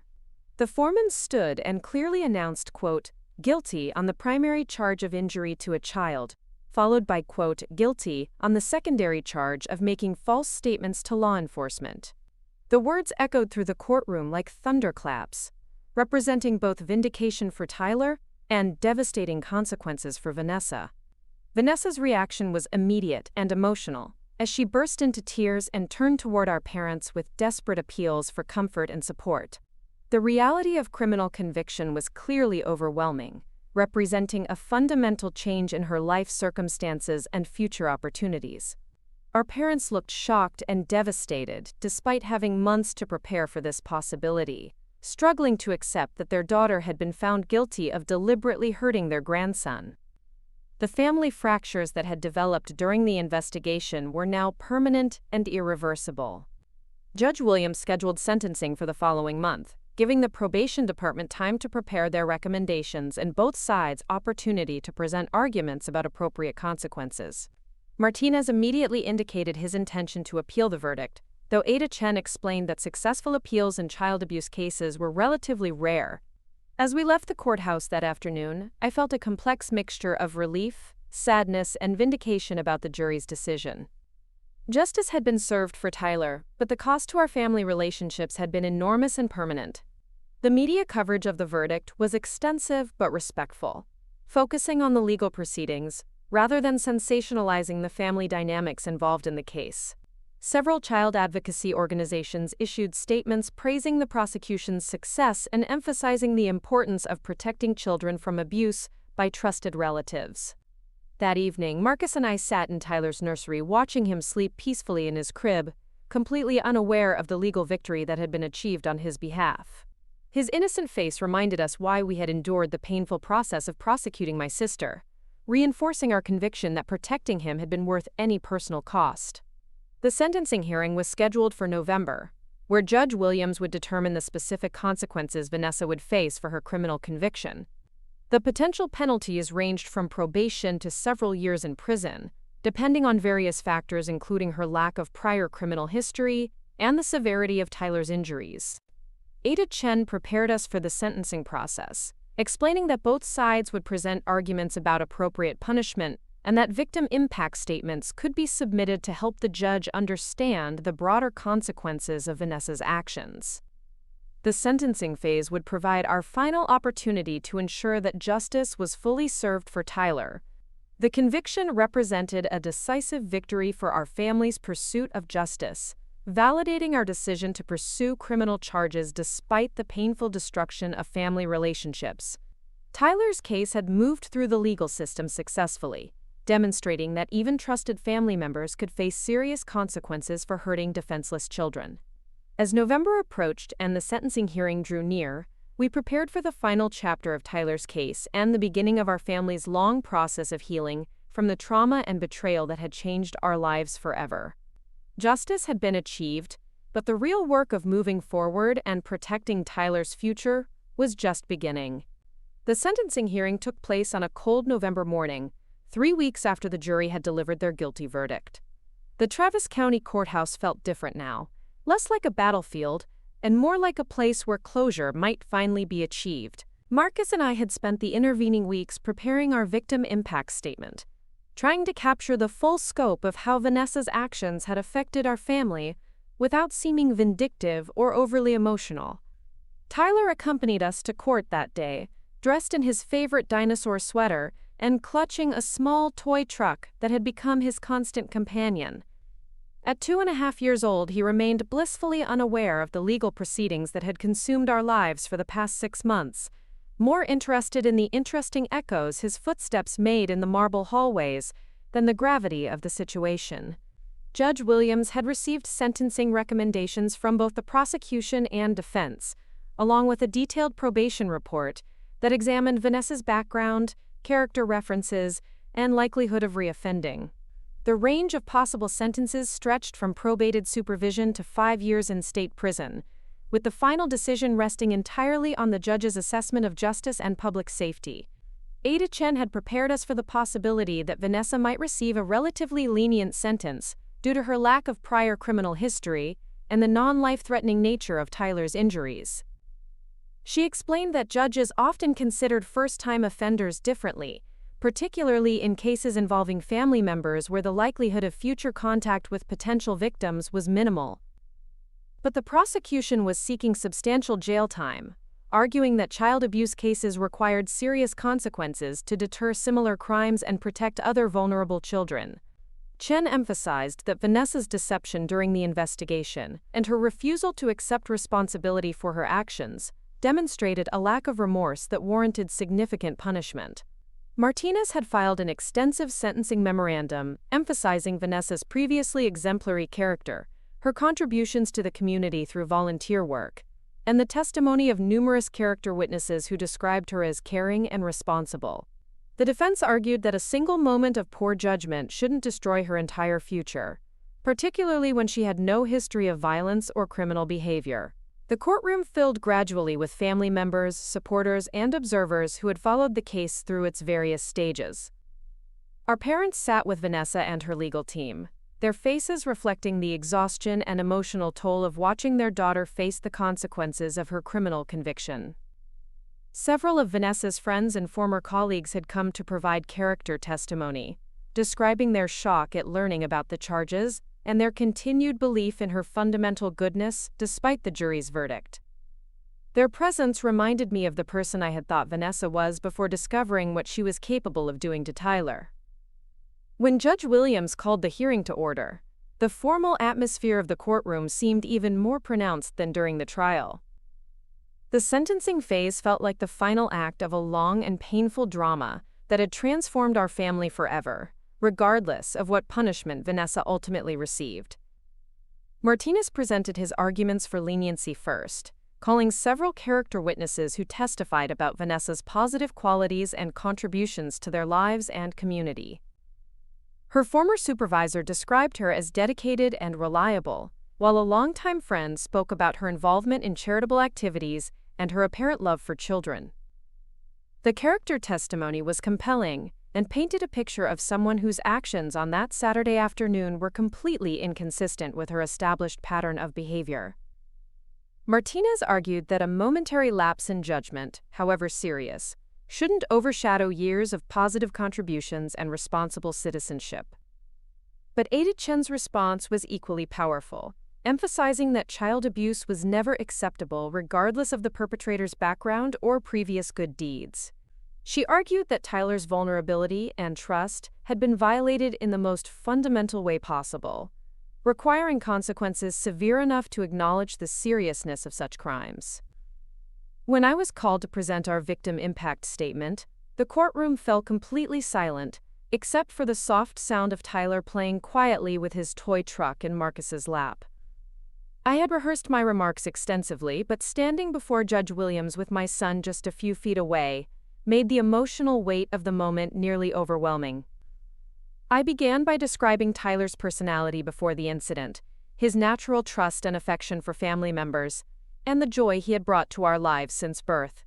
I spoke about the difficulty of explaining to a toddler why he couldn't see his aunt anymore, and the ongoing anxiety I felt about trusting other caregivers with his safety. The impact of Vanessa's actions extended far beyond the physical bruises that had faded within weeks, affecting our entire family's sense of security and trust. I described the sleepless nights spent worrying about Tyler's emotional well-being, the strain on our marriage during the investigation and trial, and the permanent fractures in our extended family relationships. But I also emphasized our commitment to Tyler's healing and our determination to ensure that he grew up feeling safe and protected, despite what had happened to him.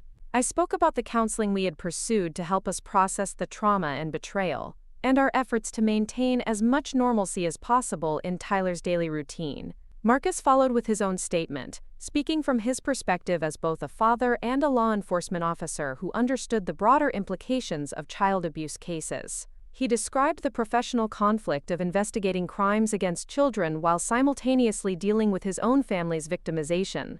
His statement emphasized the importance of accountability in child abuse cases, regardless of the family relationships involved. He argued that Tyler's case demonstrated the need for serious consequences when adults violated their responsibility to protect vulnerable children, particularly when deception and denial followed the initial abuse. Tyler remained contentedly absorbed in his toy throughout our statements, occasionally looking up to smile at us or point out interesting details about his truck to anyone who might be listening. His innocent presence in the courtroom served as a powerful reminder of why we had endured this difficult process and what we were ultimately trying to protect. When it was time for Vanessa to address the court, she stood slowly and approached the podium with obvious reluctance. Her prepared statement was brief and carefully worded, expressing regret for the situation while stopping short of explicitly admitting guilt or accepting full responsibility for Tyler's injuries. She spoke about her love for Tyler and her shock at being accused of hurting him, maintaining elements of the defense strategy even in the face of her criminal conviction. Her words felt rehearsed and calculated, lacking the genuine remorse and accountability that might have provided some measure of closure for our family. Judge Williams listened carefully to all statements and arguments before announcing a brief recess to consider the appropriate sentence. The 30-minute break felt like hours as we waited in the courthouse corridors, trying to distract Tyler while processing our own anxiety about the impending decision.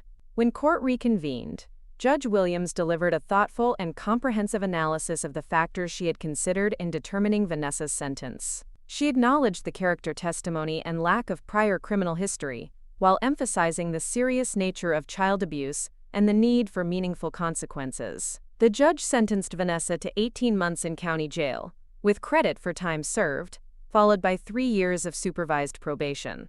The sentence also included mandatory anger management and parenting classes, community service focused on child advocacy, and permanent restrictions on unsupervised contact with children under the age of 12. Additionally, Judge Williams ordered Vanessa to pay restitution for Tyler's medical expenses and our family's counseling costs, along with court costs and fees associated with the prosecution. The financial consequences were significant, but secondary to the incarceration and long-term supervision that would monitor her behavior for years to come. Vanessa's reaction to the sentence was immediate and emotional, as she broke down crying and turned toward our parents for comfort and support. The reality of 18 months in jail was clearly devastating, representing a fundamental disruption to her life and career that would have lasting consequences beyond the legal penalties. Our parents looked equally shocked and heartbroken, struggling to accept that their daughter would be spending more than a year behind bars for hurting their grandson. The family fractures that had developed during the investigation were now cemented by the criminal conviction and substantial sentence. As we gathered our belongings to leave the courthouse, several people approached us to express support for Tyler's case and appreciation for our persistence in seeking justice. The victim advocates who had helped us navigate the legal process offered continued resources for Tyler's ongoing support and our family's healing. The media coverage of the sentencing was extensive but respectful, focusing on the legal outcome rather than sensationalizing the family dynamics involved. Several child protection organizations issued statements praising the sentence as appropriate and emphasizing the importance of holding family members accountable for abuse. That evening, Marcus and I sat in our living room while Tyler played happily with his blocks nearby, finally able to discuss the case's conclusion without the anxiety and uncertainty that had dominated our lives for months.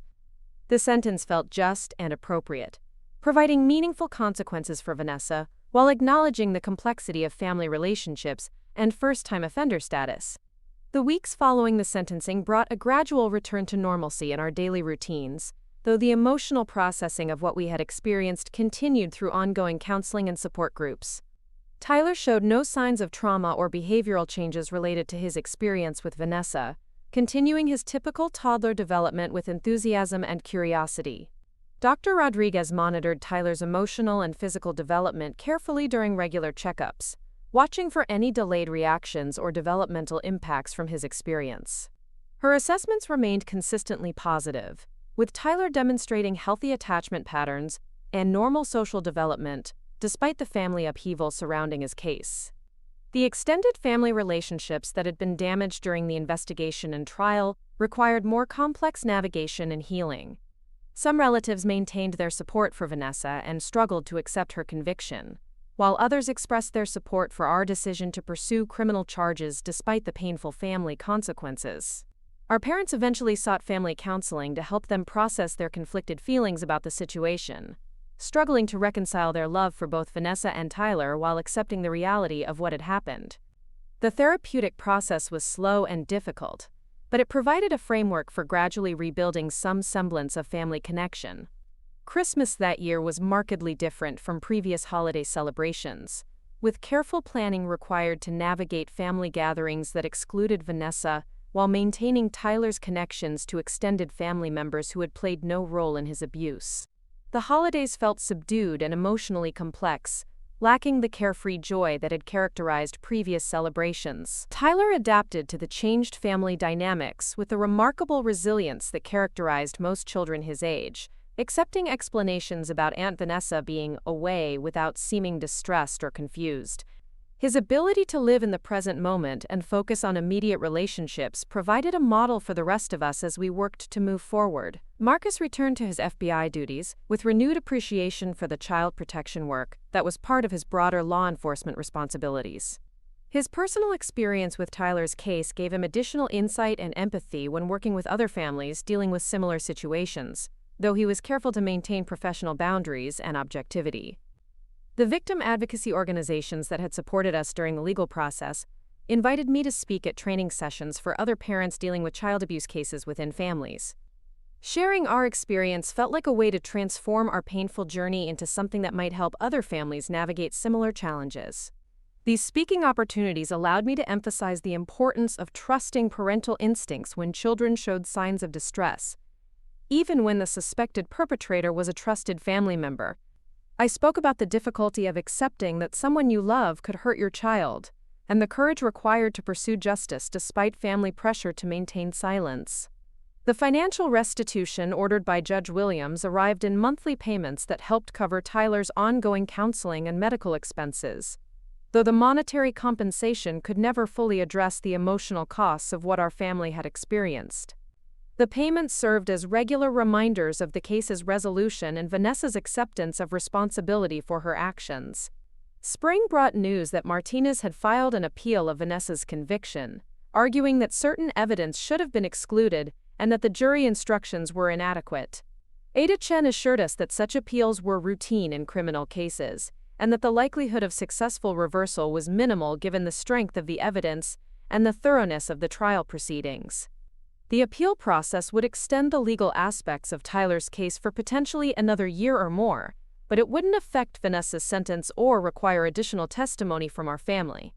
The appellate courts would review the legal proceedings, rather than re-examining the factual evidence that had led to her conviction.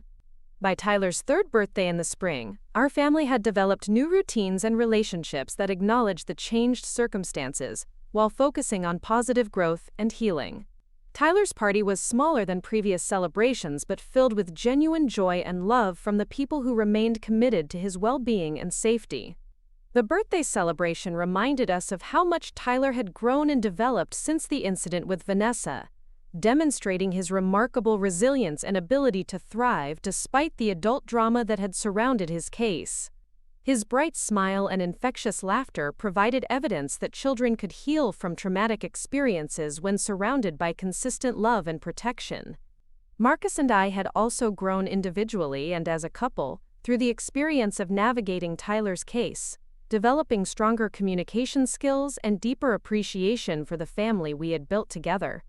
The crisis had tested our relationship in ways we never anticipated, but it had ultimately reinforced our commitment to protecting Tyler and supporting each other through difficult circumstances.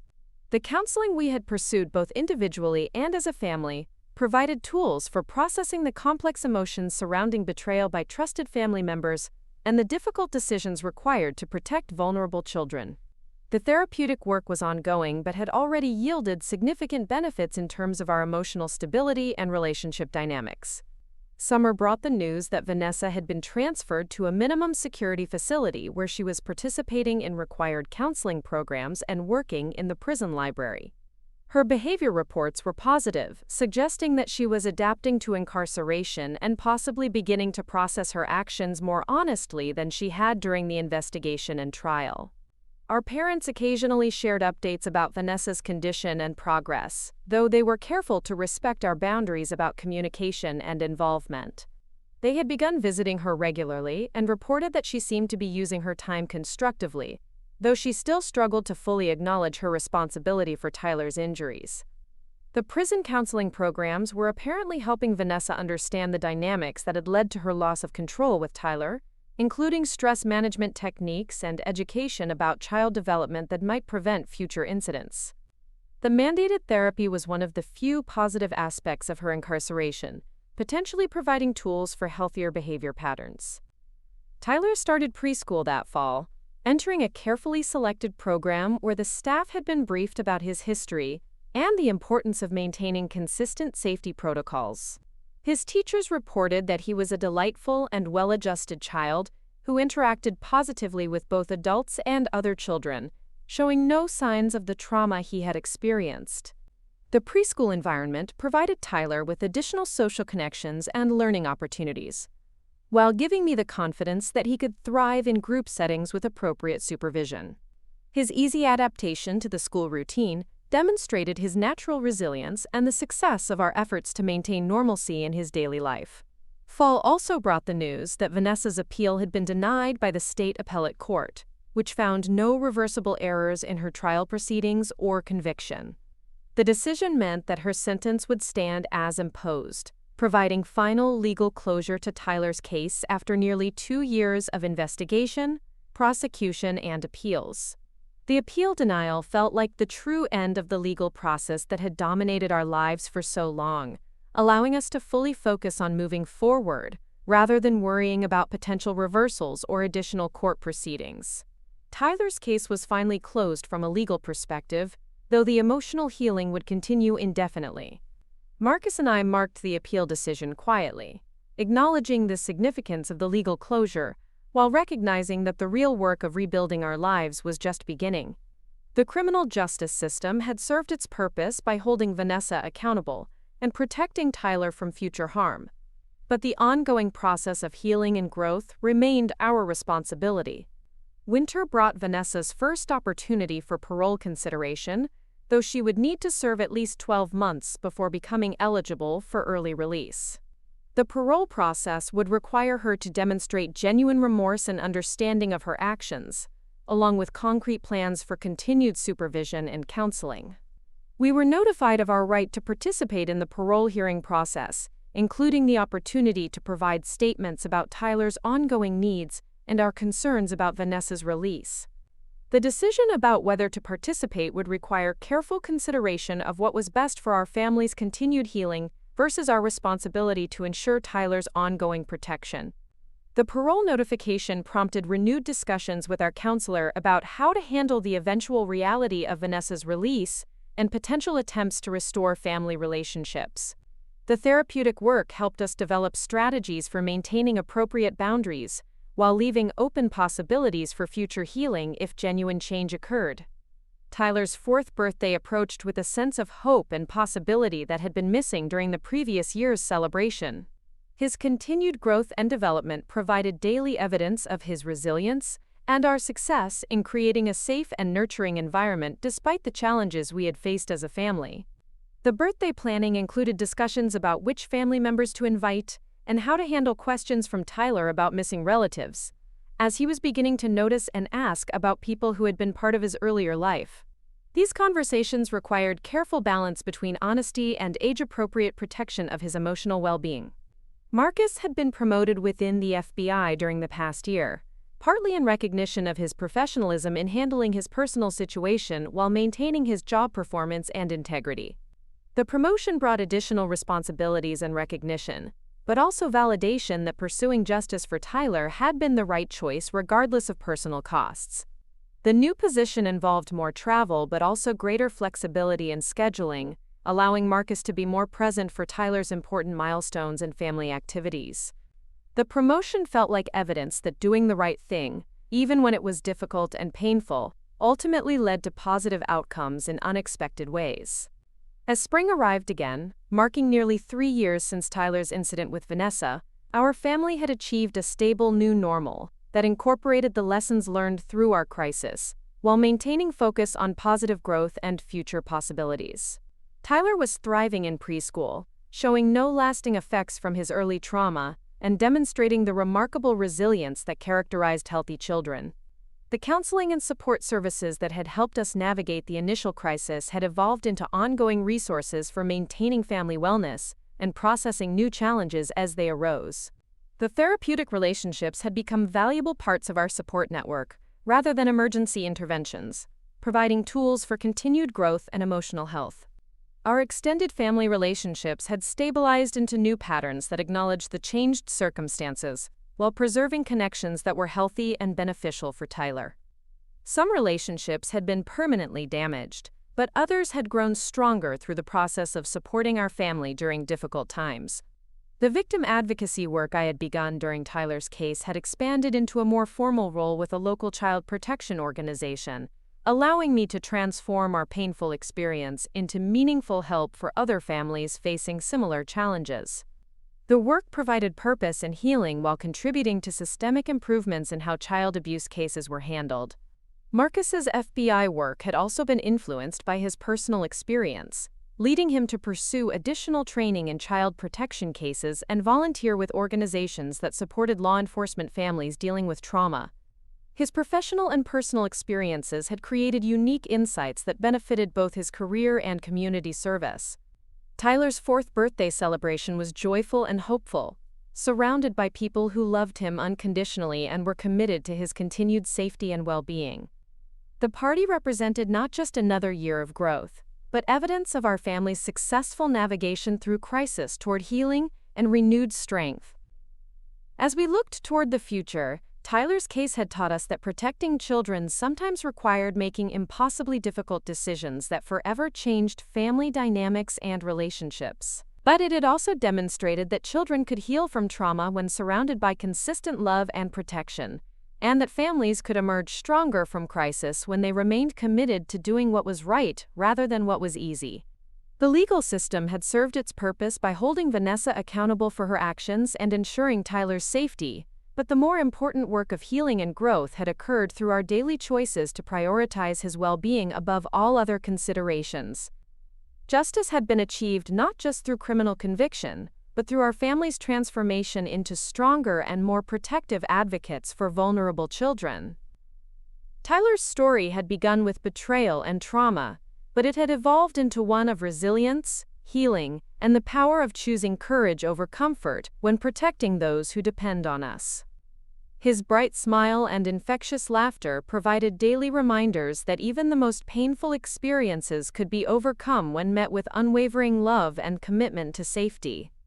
The bruises on Tyler's arm had faded within weeks, but the lessons learned through seeking justice for him would last forever, shaping our family's values and commitment to protecting all children from those who would harm them. Our journey had been difficult and costly, but it had ultimately led us toward becoming the kind of family and advocates that vulnerable children desperately needed. Up next, you've got 2 more standout stories right on your screen. If this one hit the mark, you won't want to pass these up. Just click and check them out.